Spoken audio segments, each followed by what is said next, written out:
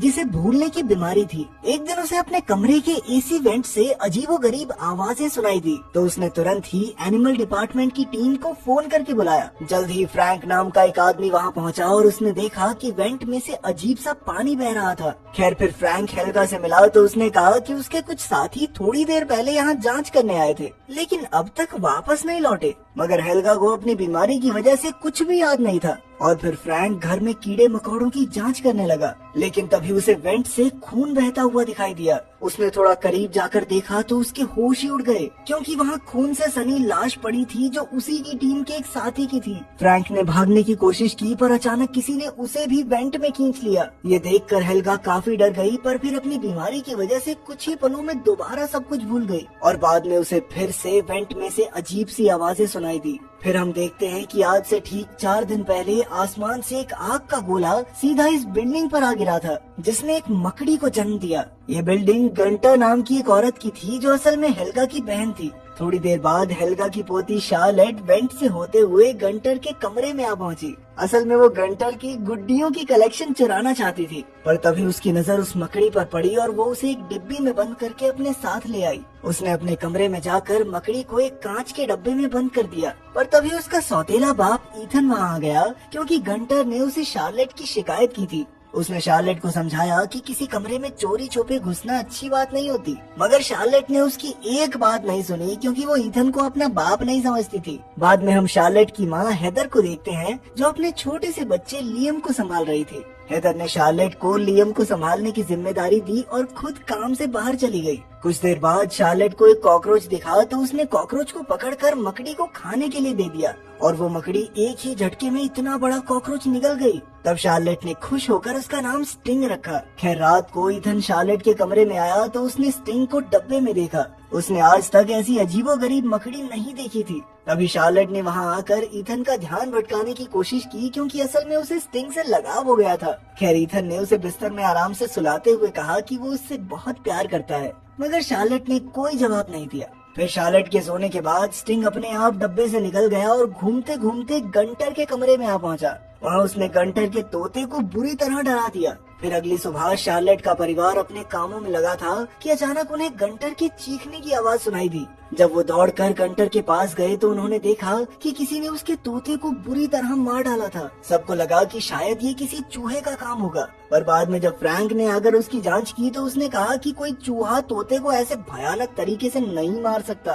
खैर फिर उसने वेंट में कीड़े मारने की दवाई छिड़क दी ताकि जो भी जानवर था वो मर जाए। उधर शार्लेट अपने कमरे में स्टिंग के साथ बैठी थी। असल में स्टिंग तोते को मारकर चुपचाप अपने डिब्बे में वापस आ गया था। अचानक फोन से बिल्ली की आवाज आई तो स्टिंग ने भी ठीक वैसी ही आवाज निकाली और ये देखकर शार्लेट के होश ही उड़ गए। फिर उसने कई कॉकरोचेस इकट्ठा करके स्टिंग को खिलाए। तभी वहाँ कपड़ों को कीड़ों से बचाने वाली गोली यानी मॉथ बॉल आ गिरी तो स्टिंग उसे देखकर बुरी तरह डरने लगा, जिससे शार्लेट को समझ आ गया कि स्टिंग मॉथ बॉल से डरता है। जल्द ही फ्रैंक कमरे में कीड़े मारने वाली दवाई छिड़कने आ पहुंचा, मगर शार्लेट ने इससे साफ इनकार कर दिया, क्योंकि वो स्टिंग की हिफाजत करना चाहती थी। फ्रैंक ने जब स्टिंग को देखा तो उसने कहा कि ऐसे कीड़े को साथ रखना खतरे से खाली नहीं है, मगर शार्लेट उसकी बात मानने को तैयार ही नहीं थी। फिर रात को स्टिंग एक बार फिर डब्बे से निकलकर वेंट से होता हुआ मारिया के घर तक आ पहुंचा। उसे देखकर मारिया का कुत्ता बेहद डर गया और फिर स्टिंग ने अचानक मारिया के चेहरे पर ही काट लिया।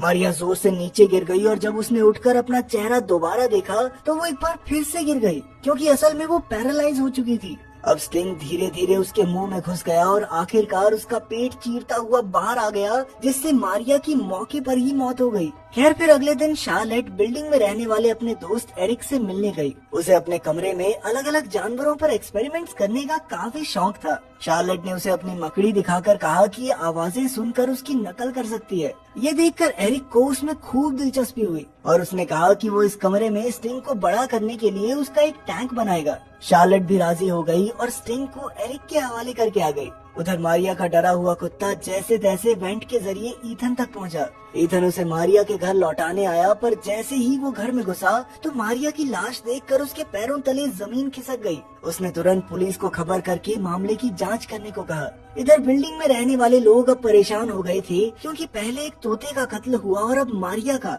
खैर पुलिस के जाने के बाद एरिक ने ईथन को अपने कमरे में बुलाया और उसे बताया कि स्टिंग बेहद खतरनाक है और उसे यहाँ पर रखना सबके लिए मुसीबतें पैदा कर सकता है। एरिक को लगता था कि बिल्डिंग में हुए कत्ल के पीछे स्टिंग ही है। इतनी बड़ी मकड़ी देखकर ईथन तो घबरा ही गया और उसने स्टिंग को एनिमल डिपार्टमेंट को भेजने की जिम्मेदारी एरिक को दे दी। फिर बाद में जब शार्लेट को इसके बारे में पता चला तो वो बहुत ज्यादा गुस्सा हो गई, क्योंकि वो ये मानने को राजी ही नहीं थी कि उसका प्यारा स्टिंग लोगों की जान ले सकता है। शार्लेट ने गुस्से में ईथन से कह दिया कि तुम मेरे बाप नहीं हो तो बनने की कोशिश भी ना ही करो तो अच्छा है। फिर उसने कहा कि काश वो अपने असली पिता के साथ थाईलैंड में रह पाती। इस पर ईथन भी कुछ पलों के लिए अपना आपा खो बैठा और उसने शार्लेट को सच बता दिया कि उसका असली बाप इसी शहर में रहता है, मगर अपनी बेटी से मिलना नहीं चाहता। ये सुनकर शार्लेट का दिल टूट गया और वो फूट फूट कर रोने लगी। इस पर हेदर भी ईथन से गुस्सा हो गई, क्योंकि उसने सच बताकर शार्लेट का दिल तोड़ दिया था। वहीं दूसरी ओर हम देखते हैं कि एरिक ने स्टिंग को एनिमल डिपार्टमेंट को सौंपने की बजाय उसके लिए एक बड़ा सा टैंक बना दिया था, ताकि वो उसमें तेजी से बड़ा हो सके। वो इस मकड़ी की शक्तियाँ देखना चाहता था ताकि बाद में वो इसे अपने फायदे के लिए इस्तेमाल कर सके। आखिरकार वो इतना बड़ा हो गया कि वो उस टैंक में भी पूरा नहीं आ रहा था। इसके बाद हम देखते हैं कि गंटर अपनी खोई हुई बिल्ली को ढूंढ रही थी कि अचानक उसे वेंट से मियाओं की आवाज सुनाई दी। उसने टॉर्च जलाई और सीधा वेंट में घुस गई। अचानक उसकी टॉर्च बंद हो गई और स्टिंग ने उस पर जानलेवा हमला कर दिया। इधर ईथन को नौकरी से निकाल दिया गया था, इसलिए वो इतना परेशान हो गया कि वो गुस्से में घर की चीजें तोड़ने लगा। हेदर ने उसे रोकने की कोशिश की तो जल्द ही उन दोनों में बहस छिड़ गई। लड़ाई का माहौल देखकर शार्लेट ने अपने छोटे भाई लियम को उठाया और अपने कमरे में आ गई। वहाँ वो हेडफोन्स लगाकर आराम से वीडियोस देखने लगी। उधर ईथन और हेदर की बहसबाजी चल ही रही थी कि अचानक स्टिंग ने वहाँ आकर उन पर जबरदस्त हमला कर दिया। फिर वो उन दोनों को खींचकर वेंट में ले गया और इधर शार्लेट को कानों कान खबर भी नहीं हुई।